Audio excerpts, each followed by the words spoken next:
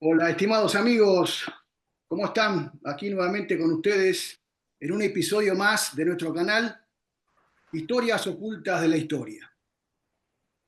Hoy vamos a continuar en el modo entrevistas, pero antes queremos recordarles que se suscriban a nuestro canal para poder estar al tanto de los episodios que vamos presentando semana tras semana, que compartan sobre todo para que la gente conozca, ¿eh?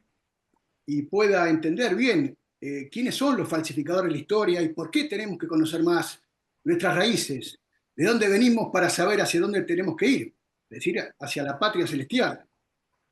También es importante que hagan ustedes los comentarios y si están de acuerdo y amerita, le ponen un me gusta. Hoy estamos con el doctor Alberto Bárcena, que es un eminente historiador católico español. Doctor Bárcena, ¿cómo está? Bienvenido a nuestro canal. Bien hallado. Muchas gracias por haber aceptado ¿eh? esta entrevista. Sabemos las tareas que usted tiene permanentemente y, bueno, la complejidad de su agenda, ¿no? El doctor Alberto Bárcena es docente, es doctor en historia, doctor, Bueno, soy licenciado en Derecho, pero doctor en Historia Contemporánea. doctor en historia contemporánea, perdón, y un eminente historiador, como decíamos, pero sobre todo sustantivizando que es un historiador católico, con años, el doctor Bárcena, de experiencia, dictando cátedras sobre todo en la Universidad CEU San Pablo, de las siguientes materias para saber bien cómo rumbea y la experiencia que tiene nuestro entrevistado. Historia de las civilizaciones, ha impartido, historia de España, tan caro para nuestro corazón, para los que somos de la América hispana.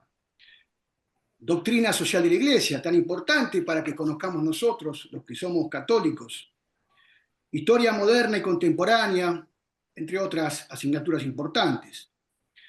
Pero nosotros nos arriesgamos a decir que la persona que más sabe, la más erudita en estos tiempos que corren, tiempos asiagos que vivimos, sobre el tema de la masonería, las sociedades secretas, todas estas cosas que desconocemos a veces los católicos y que somos los primeros que tenemos que estar enterados de este tema tan importante.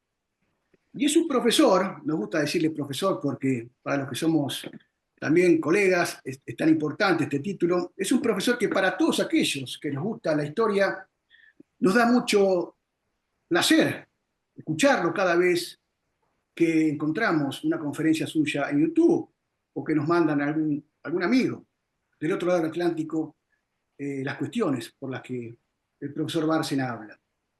Y sobre todo, queremos puntualizar esto porque es importante. Acá lo tenemos a Santiago Apóstol, que es nuestro patrón, nuestro canal, por el nombre que tenemos, el nombre de pila. Pero sobre todo es un ferviente católico y un gran defensor de la Iglesia, de nuestra Madre. Y queremos agregar algo, ya terminamos aquí con la presentación. Entre sus obras tenemos que destacar la tesis doctoral. Y fíjense el nombre que lleva, La redención de penas en el Valle de los Caídos.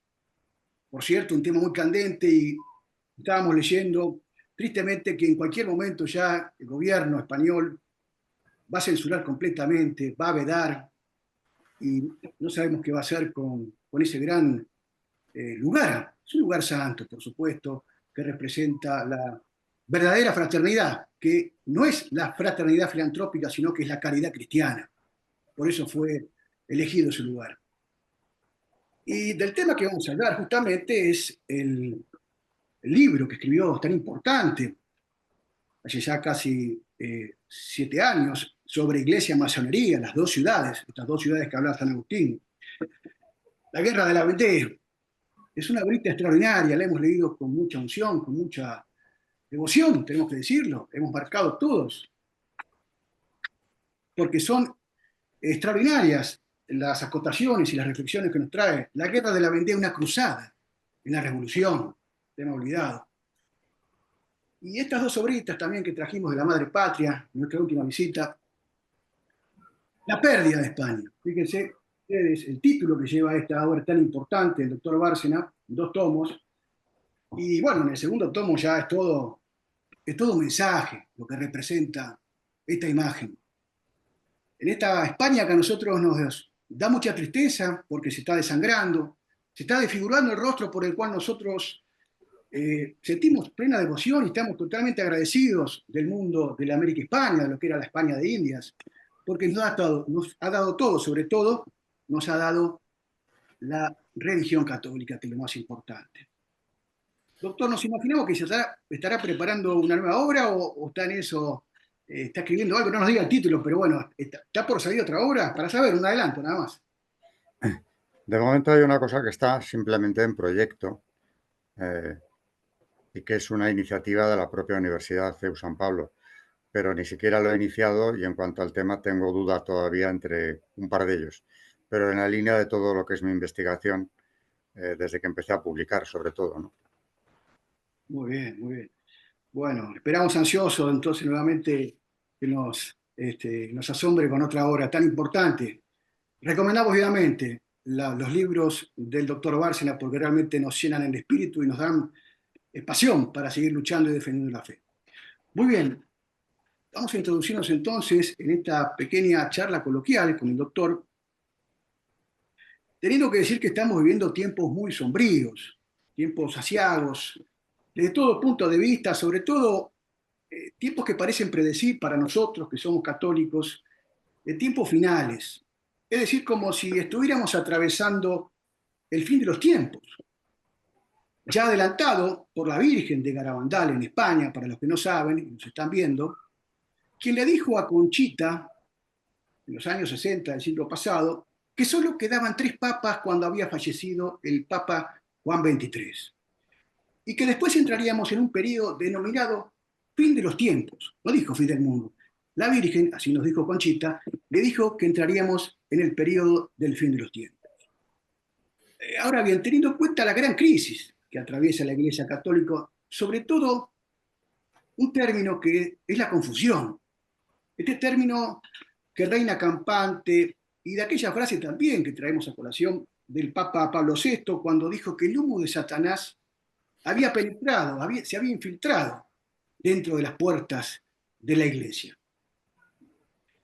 Entonces, podríamos afirmar que existe una infiltración masónica en algunos miembros de la alta jerarquía. Decimos esto porque en algunas de las últimas décadas, en los últimos tiempos, ha habido, de algunos prelados, no de la Iglesia oficial, pero de algunos prelados, ha habido un diálogo fecundo por parte de la Iglesia con esta logia satánica. Hay que hablar claramente, hay que ser paresíacos, para que se entienda, diciendo que estaban superadas todas las diferencias entre la secta masónica y la Iglesia Católica a la cual pertenecemos. Hasta hubo en nuestro país, y lo tenemos que decir tristemente, el caso de un obispo que felicitó en el aniversario una logia de la diócesis a la cual es ordinario de ese lugar el obispo, y le dijo lo siguiente, comillas, a los masones, le dijo, que esta celebración los anime a continuar trabajando y desarrollando vuestros ideales en pos de la fraternidad universal. Cierro comillas.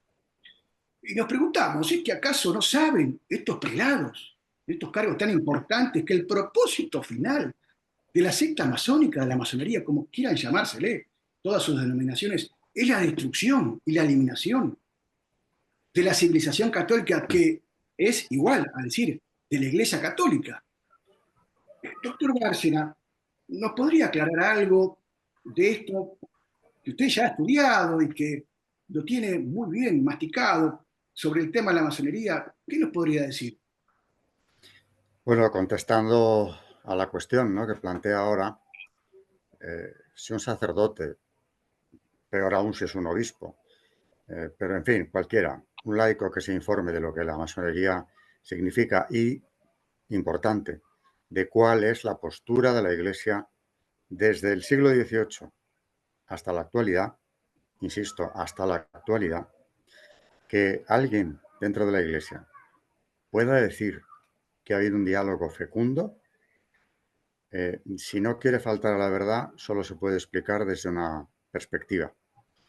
Y es que diálogo, bueno, y en parte sí, claro, fue fecundo, diálogo en serio fue el que se mantuvo entre la masonería y la Iglesia, porque fue Doctrina de la Fe quien promovió el diálogo, en Alemania, concretamente a partir del año 76 del siglo pasado y hasta el 80 del mismo siglo. Bueno, fueron más años en realidad, empezó antes. Esto fue una iniciativa en el pontificado de Pablo VI, que promovió él mismo, porque le llegaban consultas en aquel ambiente turbulento y lleno de dudas posterior al concilio, que la masonería aprovechó muy bien. Llegaban dudas desde todo el mundo católico, sobre todo desde América, países escandinavos, sobre si ya había pasado el tiempo en el que la Iglesia condenaba a la masonería con la pena de excomunión, además, concretamente, poco más se puede imponer como castigo, ¿no?, al católico o al no católico incluso. Bueno, en realidad aquí entraríamos en una disquisición teológica, porque si no es católico no estará en gracia porque no habrá confesado sus pecados previamente, no hay ni que excomulgarle, se supone que tiene que recibir la Eucaristía en condiciones de dignidad. Pero cuando se fulmina la excomunión a un católico, todos sabemos lo que eso significa. Esa excomunión durante siglos solo la podía levantar, en el caso de la masonería, el sumo pontífice reinante.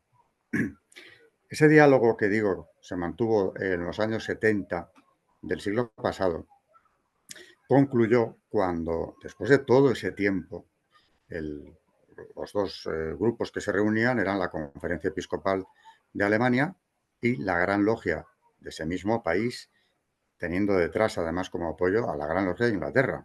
Claro que era un diálogo a un máximo nivel. Y detrás, insisto, estaba la Doctrina de la Fe. A la muerte de Pablo VI, el nuevo Papa, bueno, después de Juan Pablo I, llega Juan Pablo II e insta a los obispos a que den por concluido ese periodo de varios años de conversaciones y que hagan un informe. Y lo hacen. De esa manera, en 1980 tenemos la declaración de los obispos alemanes que concluye diciendo que no ha habido cambios en la masonería en ningún sector de la misma, en ninguna de las ramas de la masonería que permitan decir que esa condena está superada. Y dicen que ellos han examinado los 3 primeros grados, solamente los 3 primeros. Y aún así comprenden que no. Y lo que vienen a decir, es muy largo el informe, o sea que aquí no voy a hablar mucho de él, es que la imposibilidad se mantiene porque hay cuestiones de auténtica inconciabilidad. Son irreconciliables. Entrar en la masonería significa salir de la Iglesia y viceversa. Dicen que han podido observar que símbolos y palabras imprimen carácter en el masón. Es decir, dentro de la masonería son como unos contrasacramentos. Y finalmente no hay lugar a dudas. Por eso, un año después, el informe es del 80, cayó como un jarro de agua fría en amplios sectores masónicos que pensaban que ya llegaba esa doble pertenencia permitida por la Iglesia. No era así, era imposible. Y en el año 81, Doctrina de la Fe publica una nueva condena de la masonería. Así que, ¿de qué diálogo estamos hablando? ¿En qué sentido es fecundo? En el sentido de que para mí disipa dudas. Es decir, aquellos obispos o sacerdotes o simplemente seglares que dudaban sobre la posible doble pertenencia como algo factible, aquí quedó claro que no. Por otro lado, en el 1983, Doctrina de la Fe, 2 años más tarde del 81, de la condena del 81, vuelve a pronunciarse porque aparece el nuevo Código de Derecho Canónico y ahí, contrariamente a lo que ocurría en el anterior, de 1917, no se menciona de manera expresa la masonería, pero para que no haya confusión, Doctrina de la Fe, el 26 de enero de ese año 83, publica una declaración muy breve, la puede leer cualquiera, porque es que es un folio, la quasitum est, donde dice se ha cuestionado si la no mención expresa de la masonería en el nuevo código significaría que ya hay una posibilidad para los masones estar en la Iglesia. No es así. Resumo, dice, el masón está en pecado grave y no puede acercarse a la Santa Comunión, añadiendo que no está en la competencia de las autoridades locales de la Iglesia, es decir, conferencias episcopales, obispos, derogar lo aquí establecido. No puede ser más claro. Es decir, si el nuevo código no la menciona de manera expresa, es porque se considera que está incluida en una categoría más amplia donde sí que habla de sociedades o organizaciones que maquinan contra la Iglesia. Ahí está, y ahí nos dice la Declaración de Doctrina de la Fe, que está incluida, por supuesto, la masonería. Bueno, esta era la última declaración que teníamos hasta hace muy poco, porque ocurre que en este mismo año en el que estamos, de 2024, el 13 de noviembre, precisamente, Doctrina de la Fe vuelve a publicar una nueva condena, recuperando el texto en parte de la Declaración del 83 y contestando a la pregunta, esta vez también era un obispo el que había iniciado el proceso, un obispo de Filipinas, el que pregunta qué hacer con los masones que cada vez son más numerosos en sus diócesis, incluso católicos. Sí, sí. La respuesta es bien contundente e incluso anima a los obispos a hacer una catequesis efectiva en todas sus diócesis, en Filipinas, para que los católicos tengan claro o tengan clara cuál es la postura de la Iglesia. Esto ha sido en noviembre. Sí, sí, sí, sí, Viene justamente. a sumarse a los centenares de condenas, ninguna de ellas derogada, desde el siglo XVIII hasta la actualidad. Esta es la realidad. Sé que ha habido incluso cardenales, como el propio cardenal Rabasi, Usted lo que, señala en el libro, usted en el libro lo señala específicamente ese tema de Canal Rossi. claro, es Sí, que esto es grave, porque el sí, cardenal Rabasi en 2016, sí, siendo presidente del Consejo Pontificio para la Cultura, publica un artículo en Il Sole 24 Ore donde dice que hay que abrir un diálogo con la masonería, que hay puntos en común entre católicos y masones. Y claro, aquí la masonería ve abrirse una puerta que piensan quizás esta vez sí, porque si es un cardenal que ocupa un cargo distinguido en la curia romana, es posible que esto nos dé entrada. No sirvió de nada, pero ahí quedó la puerta. Y por cierto, al cardenal Rabasi tampoco nadie eh, le nadie- penalizó por esto. Así que queda abierta la puerta hasta que, claro, ahora, en este año, como digo, en noviembre, vuelve la Iglesia a condenar. Pero en cambio, eso no impidió que unos meses más tarde, bueno, digo de este año y digo mal, porque ha sido el año pasado, noviembre del 23. Esta es la última condena. En febrero del 24, eh, el Gran Oriente de Italia vuelve a proponer una mesa de diálogo y acepta entrar en esa mesa el arzobispo de Milán. Parece como que les da igual, tanto al arzobispo como al cardenal Rabasi, lo que la Iglesia diga, siendo así que no tienen ninguna autoridad para ir contra lo establecido por la Santa Sede. Bueno, pues lo hicieron, no sabemos qué pasará, tampoco yo he visto que se hayan tomado medidas contra el arzobispo de Milán, pero supuestamente ha habido una apertura de una mesa de diálogo. Hay que decir que en esta reunión, gracias a Dios, estaba presente Monseñor Stagliano, que ya acudió a otra reunión parecida en 2017 y salió diciendo que había ido porque cuando hay lobos hay que llevar el Evangelio también, refiriéndose a los masones. claro. Esta vez también ha dicho, después de asistir a esta reunión tan pintoresca, que la masonería es inaceptable para un católico y la compara con la herejía arriana, es decir, niega la divinidad de Cristo. Es lo más suave que se puede decir, pero tenía razón, Monseñor Stagliano. Así que nuevamente nos ha iluminado uno de los asistentes a esta reunión con este dato. Preside ahora el dicasterio, no, el Consejo Pontificio de Teología. Ujú. Así que no es cualquiera dentro de la curia y al menos vino a resolver en parte o a aclarar en parte lo que estaba pasando.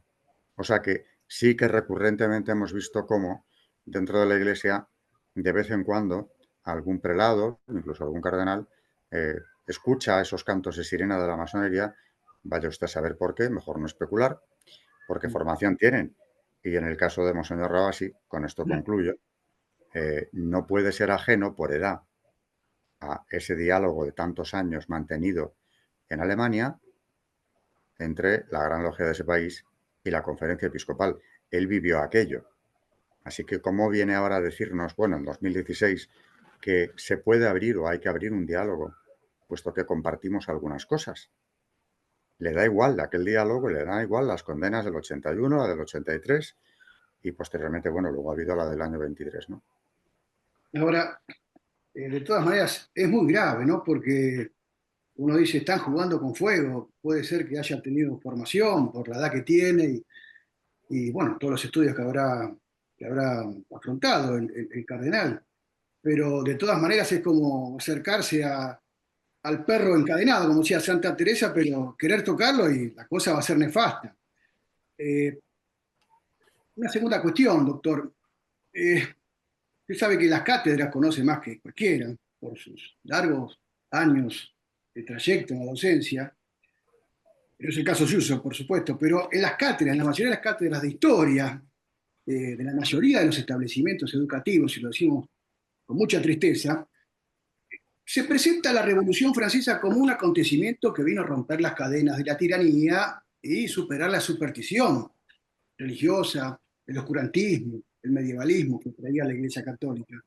Pero lo peor de todo es que presentan o señalan a la Revolución, no señalan a la Revolución Francesa, no la condenan como la causa, digamos, próxima de todos los males que estamos sufriendo. No, no principalmente, viene más atrás, pero a partir de la Revolución Francesa cambia todo, un giro copernicano en la historia de Occidente y, y esto infesta en cierta manera toda la cosmovisión revolucionaria e impía y anticristiana de lo que fue la Revolución Francesa en lo que es la cultura occidental.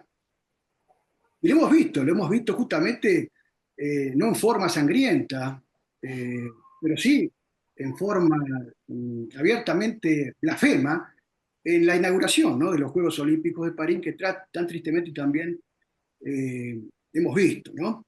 Pero los interrogantes que nos surgen, doctor Bárcena, es que acaso los católicos, ya lo aclaró algo, ¿no? Pero bueno, volvemos a remarcar, no saben lo que muchos papas ya han condenado, porque no solo los católicos, sino justamente los altos prelados. Esta es la cuestión nuestra. Pues saben que la Iglesia viene condenando, como usted dijo, ya desde el siglo XVIII y llegando hasta León XIII, ¿no? Con la última encíclica esta importante de Y Humano, mucho más, llegando hasta ahora, vamos. y llegando hasta ahora, por supuesto, que lo acaban, como usted acaba de decir, que también ha dicho el Dicasterio de la Fe que hay incompatibilidad.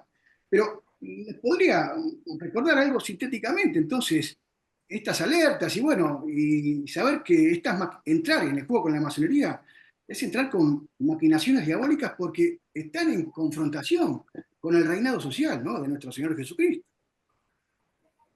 Mm. Sí, bueno, pues es lo que decía hace unos minutos, ¿no? Parece que no les importa. Y el magisterio de la Iglesia, que ellos deben obedecer más que nadie.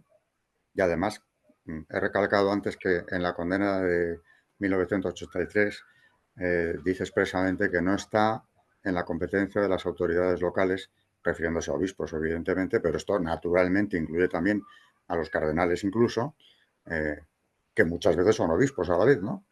Expresarse o derogar lo establecido en esa declaración. Y parece que no les afecta. Lo curioso es que, como digo, tampoco luego vemos que haya una reacción contra ellos, o mejor dicho, una puntualización que mencione expresamente lo que este prelado ha dicho, si es que está favoreciendo el diálogo con la masonería. Siguen las condenas, pero parece que nos movemos en un ambiente relativista, de corrección política, incluso en la propia Iglesia muchas veces, como que no quieren entrar al fondo de la cuestión y concretando en temas ya personalizando, ¿no? Lo que ha dicho este representante, entre comillas, de la Iglesia, no, el representante oficioso, si es un cardenal o es un obispo, no es así. Hay que desautorizar ciertas opiniones. Sin embargo, también en este pontificado actual, en 2013, que yo recuerdo, es la última excomunión de un sacerdote francés, Pascal Bessin, de la diócesis de Annecy, que fue excomulgado porque a instancias de la Congregación para la Doctrina de la Fe, esta congregación se pone en contacto o utilizando como intermediario para la negociación, que no había nada que negociar, y simplemente era comunicarle que estaba fuera. El obispo de Annecy habla con Bessin sacerdote de su diócesis y todavía incluso le dio la última oportunidad de renunciar a la masonería, a la que ya pertenecía de hecho, para seguir siendo sacerdote. Esto antiguamente ni se hubiera planteado. Simplemente se ha llegado a saber que este sacerdote, ocultándolo además, por supuesto, era masón, pues se lo hubiera excomulgado y ya está. Es cierto, como dijo entonces el Gran Oriente de Francia en 2013, que por qué no hacían lo mismo con otros muchos sacerdotes que también eran masones. Esto puede ser una cortina de humo porque el Gran Oriente, la masonería en definitiva, suele lanzar estas cortinas de humo porque siempre quieren ocultar o pasar por alto las condenas de la Iglesia. Tengo comprobado que estas condenas les afectan, les molestan enormemente, ¿no? El caso es que el sacerdote Pascal Bessin fue excomulgado, primero suspendido y después excomulgado por su pertenencia a la masonería. Pero se echa en falta que la misma contundencia, no digo excomulgarles, pero sí llamarles al orden de forma personal, cuando algún prelado se abre a ese diálogo, tendría que tener una repercusión pública que ha sido desautorizado, pienso, ¿no? Aunque luego vengan otras condenas. Pero si ha sembrado la duda una persona concreta dentro de la Iglesia, se le debería llamar, pienso, la atención al menos, ¿no? El caso es que en esto no ha habido cambios, ni puede haberlos, no puede haberlos, porque como explicaba también en su día el cardenal Ratzinger, que por cierto es el que firma la declaración de 1983, en el año 85 parece ser que es el autor de un editorial del Observatorio Romano, donde explica que la masonería no solo es incompatible por ser una organización que maquine contra la Iglesia y que lo haya hecho durante siglos, sino porque, insiste, sus principios son imposibles de conciliar con la doctrina católica. Ya no solo es una cuestión de beligerancia contra la Iglesia, sino porque lo que ellos profesan en las logias, lo que enseñan a los que se inician, es contrario a la fe católica. Y yo diría, y lo diría con conocimiento de causa, no a la católica, sino a la cristiana. De hecho, todas las iglesias cristianas que alguna vez se han acercado al tema lo han condenado. Por supuesto, la Iglesia Ortodoxa griega. Ya en el siglo XVIII, que es el siglo en que vienen las primeras condenas católicas, la Iglesia de los Anabaptistas de Escocia, presbiteriana de Escocia, condena. Los metodistas más tarde. Y por último, hasta la de Inglaterra. La Iglesia Anglicana, en 1987, publica un documento oficial, Cristianismo y Masonería, donde habla de todo lo que hay en ella, en la masonería, de incompatible con la fe cristiana.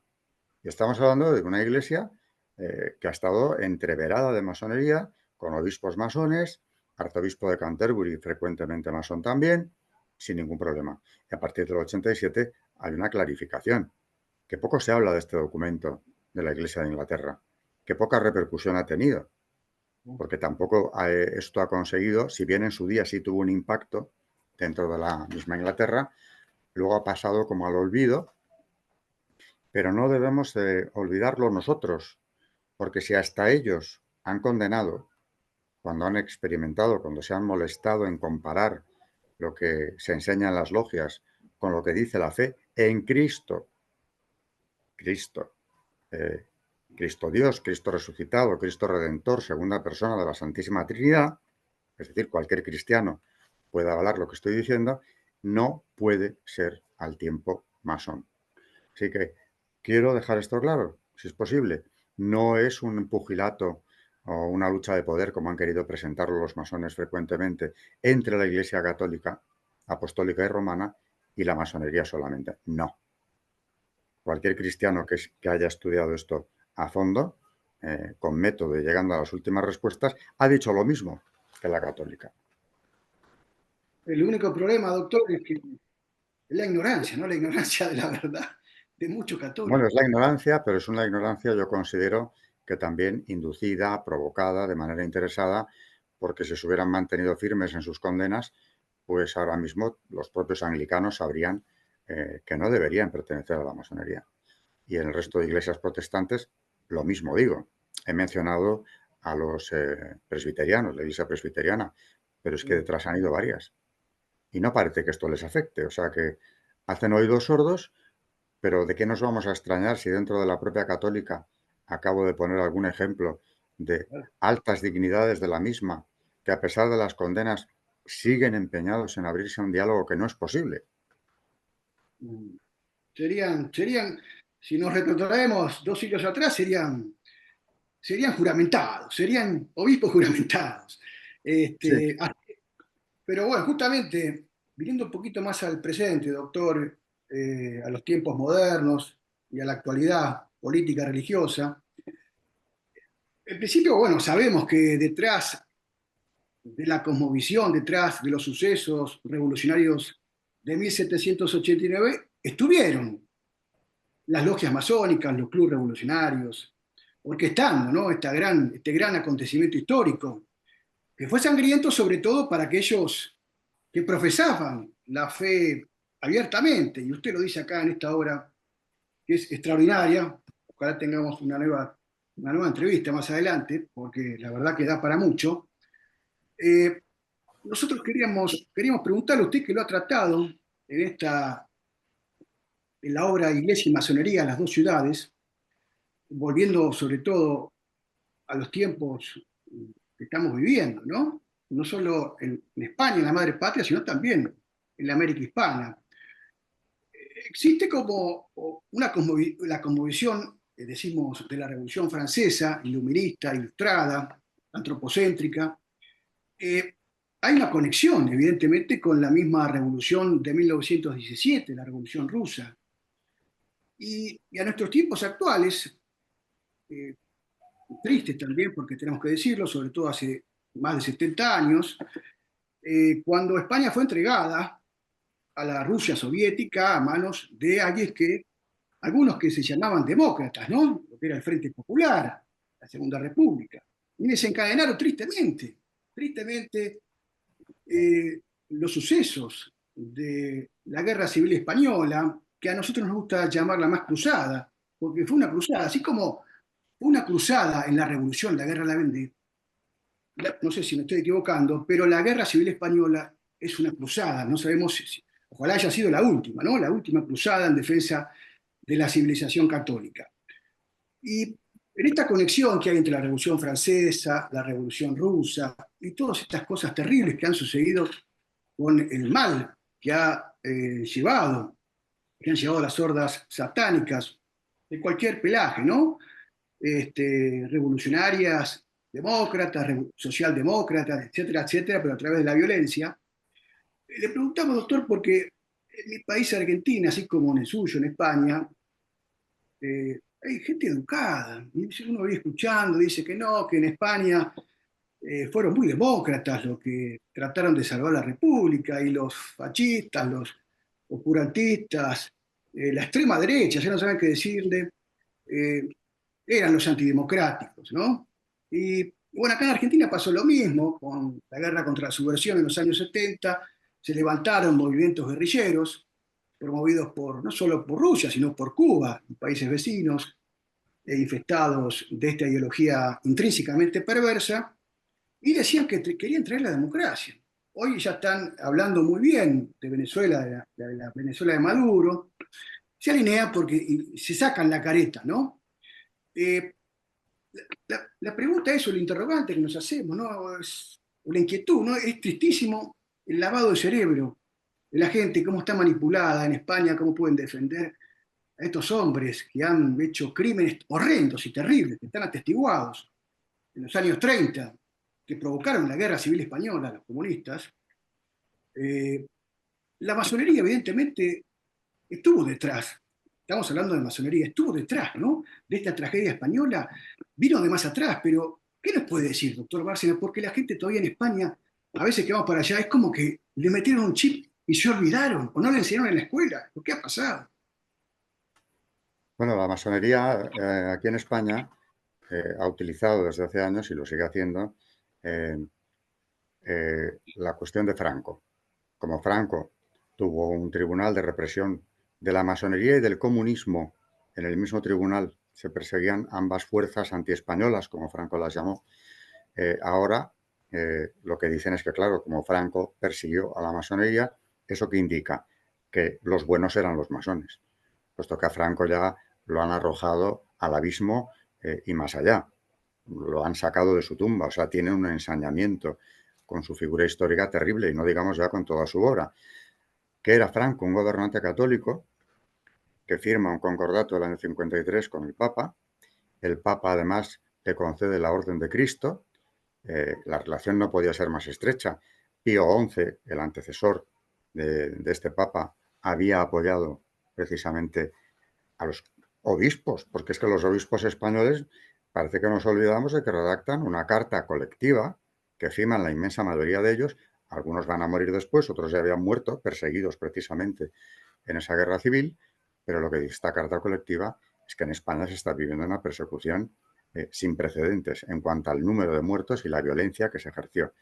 Hombre, ya en el 19 habíamos tenido algún ensayo general con las revoluciones liberales, pero es que aquí en el año 36-37, en el primer año de guerra, que es cuando caen la mayor parte de ellos, solamente en la mitad de España, que es la que controla el bando republicano, mueren más de 6.000 asesinados, 6.000 sacerdotes y religiosos. Pero esta evidencia no se puede discutir. Bueno, pues ahora, como a partir de Juan Pablo II se empezaron a beatificar a centenares de ellos, me acuerdo que en época de Zapatero llegaban a decir que la Iglesia utilizaba las beatificaciones de los mártires españoles de la Guerra Civil como un arma arrojadiza contra el gobierno socialista. Pero, bueno, claro, es manipulación pura. Si uno se acerca a las causas de beatificación de estos centenares de religiosos y sacerdotes, monjas también, que mueren asesinados, en todo se observa perfectamente cómo se está dando el perfil del mártir. Mueren por su fe, no quieren apostatar, perdonan a sus verdugos, muchas veces utilizaron además métodos de una crueldad extrema, salvaje, contra ellos para lograr esa apostasía, y así es como mueren.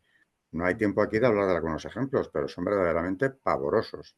Y eso que está por hacerse aún, toda la causa de los laicos que murieron también por su fe. Algunos ya están beatificados, pero son una muy pequeña parte. Del clero, como es más fácil, pues como digo, tenemos cifras pavorosas. ¿Por qué hablo de esto? Porque claro, cuando nos cuentan que eran demócratas los que querían derrotar el alzamiento militar, el alzamiento nacional, estos demócratas eran los que mataban curas y monjas y frailes, porque sí, eran tan demócratas que sentían la necesidad imperiosa de quemar iglesias y asesinar a los católicos. ¿Qué demócratas son estos? Aparte, es que la historia, si se estudia rigurosamente, y ya con esto volvemos a la masonería, la Segunda República, ¿qué fue? El resultado de una conspiración masónica. Ese pacto de San Sebastián del año 30, que es donde ya se decide derrocar a Alfonso XIII, es un pacto masónico. La mayor parte de ellos pertenece a la masonería. Es un golpe de Estado lo que traen. Lo intentaron violentamente en diciembre del año 30 con militares como Queipo de Llano, que se une aquí en Madrid, luego va a estar en el bando nacional, y otros también, todos, la mayor parte, como Gabriel y Galán, por ejemplo, Fermín Galán, en Jaca, la mayor parte de ellos son masones. Fracasa ese golpe militar y entonces convierte las elecciones municipales de abril en un referéndum monarquía-república, que además se manipuló todo lo posible. Es la masonería quien consigue traer aquí la Segunda República. Empieza violentamente porque no había pasado un mes desde la proclamación cuando viene la quema de conventos de Madrid, que el gobierno permite, porque Manuel Azaña, que lo cuenta en sus memorias, no hay que ser muy especulativo, cuenta su iniciación masónica en sus propias memorias, nombre simbólico Plutarco, propio Manuel Azaña, en ese momento hombre fuerte del gobierno, que todavía no lo presidía, pero era ministro en ese momento de la guerra, amenaza con dimitir si sale la fuerza a la calle para impedir los incendios. Al día siguiente arden los conventos también de Málaga y en otras poblaciones. Esto para empezar. La Constitución del 31, la republicana, es una constitución contra la Iglesia. ¿Quién preside la comisión parlamentaria que redacta ese texto? Pues el ilustre jurista Juan Luis Jiménez de Asúa, nombre simbólico Carrara, perteneciente a la Gran Logia Regional del centro. Es decir, una comisión parlamentaria para hacer la Constitución la preside un masón cuya afiliación está perfectamente documentada. La mitad de esa comisión también casi son masones. Y se reúnen por separado en aquel verano para redactar los artículos referentes a la religión. Así sale la Constitución del 31, que es una persecución, aunque la Iglesia había intentado convivir con el nuevo régimen, siguiendo directrices del nuncio apostólico. No fue posible. La Constitución lo hizo imposible. Las leyes que vienen luego, bueno, vuelven a ser expulsados de España los jesuitas, por supuesto. Se les prohíbe a todas las órdenes o a cualquier miembro de la Iglesia participar en la enseñanza, quedan totalmente excluidos de ella. Se les ahoga económicamente también mediante la ley de congregaciones religiosas, de tal manera que ya en el año 33, que es cuando esta ley se promulga, viene una encíclica condenatoria de la República por parte de Pío XI, Dilectissima Nobis, queridísima nuestra, donde se dirige a España haciendo ver, denunciando el ataque que está sufriendo la Iglesia aquí. Más tarde también tenemos en Divini Redemptoris, en otra encíclica posterior, una mención a la brutalidad con la que se está persiguiendo al clero en España ya en época de la Guerra Civil. Todo esto se ha olvidado. Es decir, eran demócratas. Eran tan demócratas que efectivamente el Frente Popular en el que están mezclados el partido de Azaña, es decir, republicanos de siempre, masones, que es lo que les une en general, ¿no? Como el propio Azaña, aunque este muere convertido, suceso que quieren negarla, bueno, no lo pueden negar, pero quiere ocultar lo más posible la masonería, y Azaña está unido al Partido Socialista Obrero Español, donde la masonería tenía también un peso específico considerable. ¿Qué es lo que pasa en el año 36? Que España está ya prácticamente entregada a la Unión Soviética.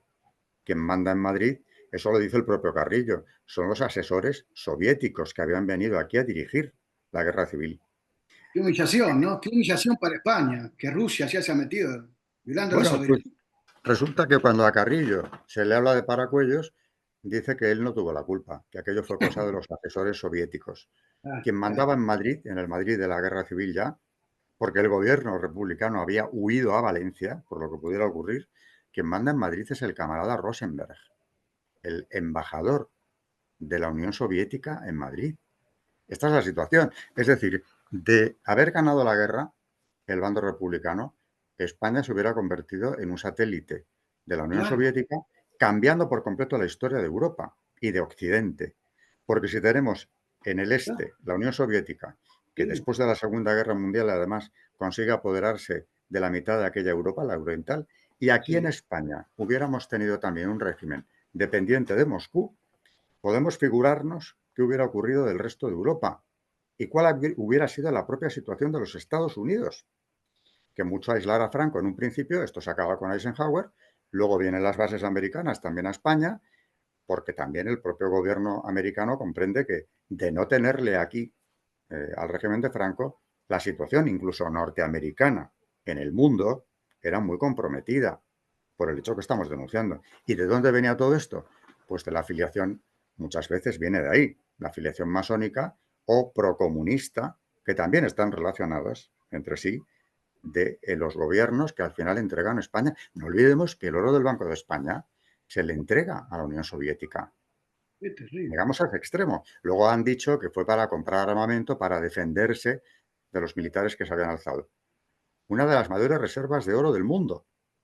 En fin, podríamos seguir acumulando datos, pero Pero al el final, odio, el odio ancestral, ¿no? De esa derrota y ese triunfo del bando nacional, católico, que defendió la verdadera fe, eh, es un odio eterno porque hasta el día de hoy no le perdonan al generalísimo de todos los ejércitos. Y bueno, esta imagen que mostramos al principio, todavía sigue el ataque, sigue el acecho, y bueno, sabemos qué va a pasar, como decíamos al principio, con el Valle de los Caídos, pero no se lo pueden perdonar. Y justamente ellos, como usted decía, se autoproclaman demócratas y en el fondo lo único que buscaban era instaurar un gobierno comunista, hay que decir la verdad, porque ellos fueron los culpables, no el general Franco, ellos fueron los culpables del derramamiento de sangre. Y justamente lo que usted decía de la cantidad de sacerdotes, más de 6.000, creo que entre 11 o 13 obispos también asesinaron, hasta estaban persiguiendo, si podemos utilizar el concepto de lo que es genocidio, de una eliminación de la religiosidad, de lo que era los clérigos en España, ¿no? Es una cosa terrible, terrible. Eso por no hablar de toda la destrucción del patrimonio histórico-artístico que supuso el incendio de iglesias y conventos por toda la España republicana. Eso aparte, claro, ya comparado con todas las vidas de obispos, sacerdotes, religiosos y religiosas que mueren asesinados, aparte, insisto, los laicos católicos que mueren por odio a la fe por parte de sus verdugos, eh, ahí se ve un designio clarísimo de terminar, y además lo dicen claramente, con el catolicismo en España. Era un objetivo prioritario que, por cierto, ya que hablamos de masonería, he hecho un breve apunte anterior. En las revoluciones liberales del siglo XIX, aquí en Sí, España, ya tuvimos un antecedente, aperitivo de es esto, un ¿no? aperitivo, exacto, doctor. Porque, vamos a ver, en 1834 tenemos aquí una matanza de frailes en el centro de Madrid que también se permitió, el régimen liberal. En el Exacto. año, previamente ya, en el trienio liberal, ya tenemos persecución religiosa. Luego vienen las desamortizaciones, que es una manera de quedarse con los bienes de la Iglesia, desarticularla, exclaustrar a las órdenes, sacarlas de los conventos y que se busquen la vida como quieran, porque no hay de desocupar de ellos, y con esto la Iglesia no puede realizar su función. Esto pasó en el trienio liberal, pasó en todas las revoluciones liberales, incluida la de 1868, y así podemos continuar hasta la Primera República. En fin, tenemos todo un siglo XIX de lucha donde siempre que vamos al bando liberal nos vamos a encontrar en unos momentos más y en otros menos con la presencia o la dirección de las logias masónicas. Y de ahí el encono terrible que como una prioridad persigue a la Iglesia en todas las revoluciones liberales, todas. Al final, la proclamación de la Segunda República viene a ser como una continuación de lo que ya se había vivido aquí a lo largo de todo el siglo XIX, concretamente a partir sobre todo de 1814. Es increíble. Nosotros nos enervamos, tenemos que decirlo en un término poco académico, pero nos enervamos porque conociendo la historia de lo que fue España, de lo que hizo por la Iglesia Católica, no podemos entender cómo suceden estas cosas, ¿no? En la madre patria y se llega a una situación en que el mismo pueblo, equivocado, ¿no? Mal formado, vota justamente o elige esta gente que nos trae toda esta historia terrible, ¿no? De enemistad con los valores con los cuales se cimentó y se formó la civilización hispánica, para decirlo en cierta manera. Eh, y esto que usted decía de los sucesos, del trienio liberal y de todas las guerras carlistas, recomendamos a nuestros seguidores que vean, hay un canal que se llama, o unos episodios, pongan Marcando el Norte allí, el doctor Bárcena, hablando con el doctor Javier Paredes también, y ahí empezamos a conocerlo, al doctor Bárcena, unas charlas extraordinarias, cómo fue desenmascarando todo esto, porque en el fondo se presentan como grandes demócratas y son enemigos de la civilización, son enemigos del orden natural, y bueno, podríamos decir un montón de cosas, pero no queremos alargar porque sabemos el tiempo valioso del doctor Bárcena. Por último, queríamos pedirle, que sea que nos dijera o que nos diera a la gente que nos sigue, que muchos son estudiantes, que tienen la carrera de historia ya finalizada, los consejos para seguir preparándose en esta lucha, sobre todo los que somos católicos. Como habíamos dicho, se engaña mucho, se miente mucho, se falsifica en los establecimientos educativos y es necesario estar bien formado, porque si no conocemos al enemigo, difícilmente podremos darle pelea, ¿no? Así que, bueno, ¿qué consejos o cómo tendría que ser la formación nuestra para no perder el rumbo, ¿no? Ese marcando al norte que decíamos antes, que es tan importante, que es la patria celestial. Estamos en la patria terrena, pero vamos a ir en algún momento, hasta que Dios lo disponga, a la patria celestial. ¿Qué podríamos hacer para no dejarnos engañar, doctor? Bueno, yo creo que no perder de vista nunca, en una de las condenas que ha mencionado usted antes de pasada, León XIII, Humanum Genus, yo creo que es la condena más detallada que se ha hecho de la masonería. Ahí dice que el designio principal de la secta es terminar, destruir hasta sus cimientos toda la construcción religiosa y civil levantada por el cristianismo. Si no comprendemos que el designio masónico, desde que nace la secta en el siglo XVIII, todo lo anterior son camelos y leyendas que ellos han forjado. Nace en Londres en 1717. A partir de ahí, ¿cuál ha sido el proyecto? Hay antecedentes, como la Hermandad de los Rosacruz, que intentaban lo mismo, destruir ese orden cristiano. A esto le podemos sumar cosas, según en qué país, qué intereses se mueven, qué grupos políticos están detrás, qué es lo que está. Pero el designio principal de la secta ha sido y sigue siendo este. Así que cuando pensamos en el orden natural, por ejemplo, lo más básico, ¿no? La defensa de la vida, porque si no tenemos derecho a la vida, si eso no queda garantizado como un derecho inalienable de la dignidad humana, que ellos no entienden, claro, ¿qué vamos a reclamar? Si ese derecho está cuestionado o se niega por completo. Si seguimos esto, resulta que nos encontramos, concretamente en el caso de Francia, el aborto es una ley, la ley del aborto, se redacta en una logia masónica. Y de eso se gloriaba uno de sus principales autores, el doctor Pierre Simon, que estaba en el gabinete de la ministra Simone Veil, cuyo nombre lleva precisamente la ley del aborto en Francia. Las leyes de ideología de género, que han cambiado el mundo en muy poco tiempo, han cambiado la sociedad, han invertido toda una serie de un sistema de valores. Esto ha tenido el apoyo de las logias masónicas siempre. En definitiva, ¿qué es lo que están haciendo? Pues un cambio radical de la sociedad en Occidente, de manera que ya apenas sea reconocible con lo que era no hace tanto tiempo.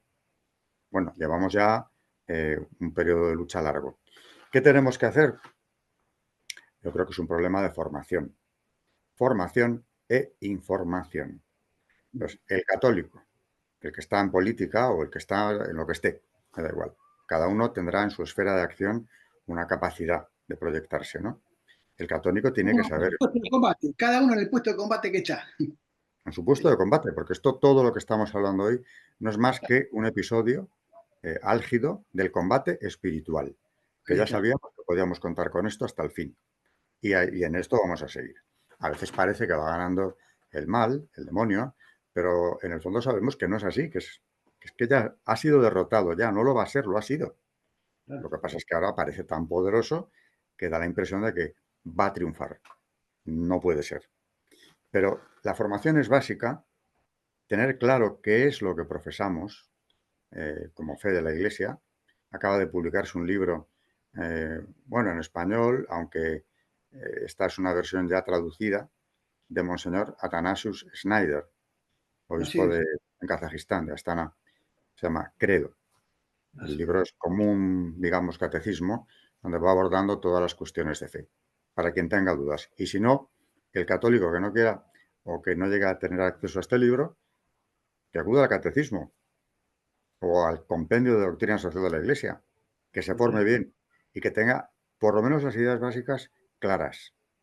Es decir, cuando profesamos el catolicismo con todos sus dogmas, no podemos decir este me gusta y el otro no, es como la ley de Dios, los mandamientos son los que son, los aceptas todos.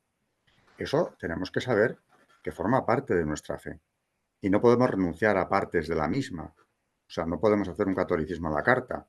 Esto va todo englobado ahí. Y todo esto hay que defenderlo, incluso con la vida. No tengamos miedo a la palabra mártir. El día que no hay mártires en tiempos de persecución, estamos perdidos. ¿Dónde hay mártires ahora? Mártires de sangre, porque mártires de la coherencia en Occidente hay muchos, pero mártires de sangre en África. ¿Qué pasa con la Iglesia allí? Que crece, como ha ocurrido siempre. La sangre de los mártires es semilla de cristianos. Esto ya lo sabían desde las primeras comunidades. Si llega el momento de que esto ocurriera, Dios no lo quiera, y por otro lado que se cumpla su voluntad, pues usted acaba de citar un caso que yo luego he desarrollado un poco. En pleno siglo XX, ¿quién iba a decir en los felices años 20 de ese siglo que venía aquí en España una persecución tan salvaje con tantos miles de mártires? Y vino. ¿Qué pasó? Respondieron. ¿Y qué ocurrió como consecuencia? Que los seminarios rebosaban de vocaciones y las órdenes, los noviciados, las órdenes religiosas estaban hasta arriba en los años 40, 50, incluso en los 60. Luego ya entramos en otra crisis distinta, ¿no? Pero no hay que temer, incluso puede llegar a ser obligado dar la vida en defensa de la verdad. No lo hable solo, obligado. Este es el compromiso del católico, no menor que este. Ahora, compensa 100%. Defender la verdad compensa siempre. Todo lo que aquí podamos acumular, al fin y al cabo es, no sé, bagatelas. No es nada. Aquí se va a quedar todo. Lo dice el Evangelio, que nos hagamos un tesoro en el cielo, porque donde está tu tesoro estará tu corazón. Y allí no hay carcoma ni polilla que se coma esos tesoros. Todo lo de aquí pasará. Aquello no. Entonces, con esa convicción y con esa tranquilidad que da el saberlo también, podemos afrontar el combate espiritual. Ahora bien, aceptando la exigencia de que no podemos claudicar, ni en aras de la corrección política, ni por hacer una carrera o medrar en política o en cualquier otro sector, porque claro, esto hoy en día no solo es la política, en otros sectores de la economía también se está filtrando la opinión del católico. Bueno, pues que se tomen las medidas que se quieran, pero a lo que no podemos renunciar, a todo lo demás, a lo mejor sí, pero a nuestros principios, nunca, jamás. Si eso lo tenemos claro, adelante, no va a pasar nada. Pasará lo que Dios quiera y siempre será bueno. Por otro lado, he dicho formación y también cuanta más información se tenga, mejor. Por eso han ido también a suprimir la enseñanza de las humanidades, reduciéndolas al mínimo. El que conozca historia, auténtica historia, no la manipulada que quieren vendernos, defenderá sus principios con más argumentos. Podrá hablar de todo esto que hemos tocado aquí por encima hoy, ¿no? Si no conoce ni lo que fueron las revoluciones liberales, ni qué pasó aquí en la guerra civil, pues se podrán callar la boca frecuentemente los que sí se preparan con la mentira para defender sus posiciones en la vida pública. Ahora, si vas con la verdad por delante, niégueme usted estos datos. Vamos a hablar con nombres y apellidos de los mártires españoles, los más recientes. Vamos a hablar de ellos. Así es, doctor. Muchísimas gracias por estos consejos y sobre todo por hablar, como dijimos al principio, cuando escuchamos al doctor Bárcena, eh, hay algo que cuando habla no llega a lo hondo, no llega a lo profundo de nuestra alma, y es como que nos levanta, nos da ánimo para seguir en la lucha, para seguir en el combate, para sentirnos orgullosos de la herencia que hemos recibido y que como un tesoro, como dicen las escrituras, tenemos que mantenerla y tenemos que llevarla a otros para que se enciendan. Ese fuego ardiente, ese faro que ilumina. El doctor Bárcena habla con la humildad de los grandes y lo recomendamos vivamente. Así que estamos muy, muy agradecidos que nos haya dado este tiempo, doctor, y cuantas conversaciones o cuantas grabaciones puedan encontrar en YouTube, doctor Bárcena, aprovechenla porque la enjundia y la preparación intelectual y la formación que nos da en cada conferencia, en cada charla, vale la pena, vale realmente la pena. Los que no están suscritos en el canal, les recomendamos, si recién acaban de entrar, suscríbanse y no se olviden de vernos en un próximo episodio de Historias Ocultas de la Historia. Hasta luego.